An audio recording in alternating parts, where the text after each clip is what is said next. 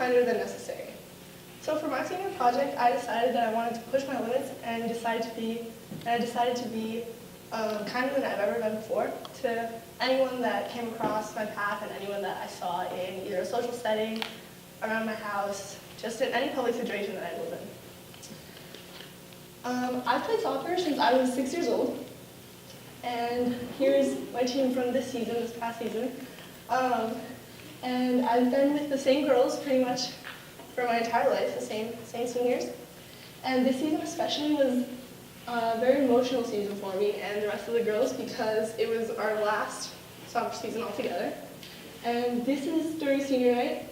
These are all the seniors all together, kind of dysfunctional at times, but so with these girls, I was able to learn that friendship is the most important thing that I will ever have.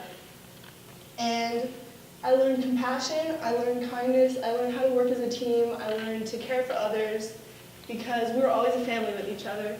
We always made sure that everyone was okay. If someone was sad, we all as a team went together and worked together to make each other feel better, and we always took care of each other. And this team is the reason I am where I am today. And it shaped me into trying to be kind, being the best person I can be to myself and to others. And the team was basically just the best thing that could have happened to me. So human relations are becoming colder. Communications are becoming hurried and impersonal.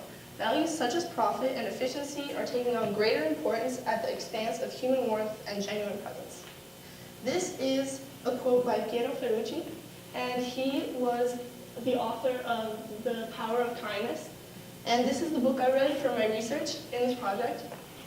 And what he says is that this quote is saying that relationships are forming based on either personal interest or outcome, and it's not selfish, but more as a friendship formed on what somebody wants for their own self instead of looking at what the other person would like.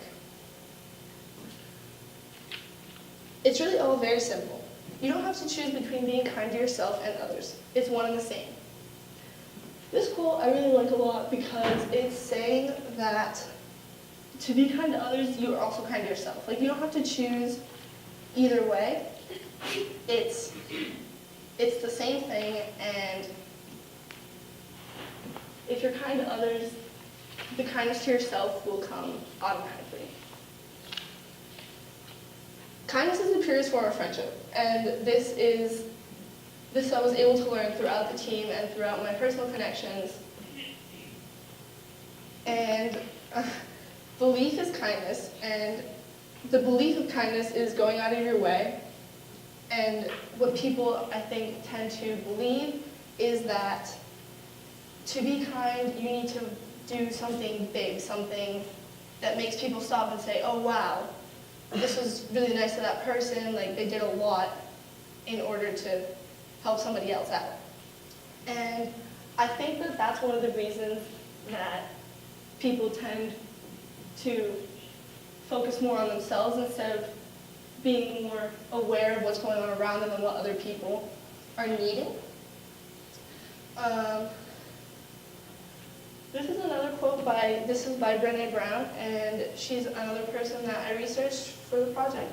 And she says, what I think is probably the most important is to believe that we are enough. Because when we work at a place, I believe, that says, I'm enough, then we stop screaming and we start listening. We're kinder and gentler to the people around us, and we're kinder and gentler to ourselves. This quote also says that if we're kind to ourselves, we're kind to others. And what it does is that if we're kind to ourselves, we're more self-aware, and we're more courageous, and we're braver, and we're able to realize that we are enough, and we are important, and we matter in the world. And if we are self-aware with that, then we're self-aware that everyone else matters, and everyone else has a story. Everyone else is going through something. They have something that they're thinking of, that they're struggling with, that they're people just like us, and they're going through the same things that we are, just in a different perspective. And that makes people grounded. That's what creates the genuine kindness that doesn't have an ulterior motive to it. For my work for this project, I worked at the Friendly Kitchen and Salvation Army in Concord. And what I learned, here are some pictures. This is the Salvation Army, the storage room, and that's the outside of it, and then the Friendly Kitchen. This is the people that were there, and that's the outside of it as well. And with this, through these experiences, I learned that people, even if it's just, the Friendly Kitchen is where people who either don't have enough money, they don't have a place to live, they go there for a meal.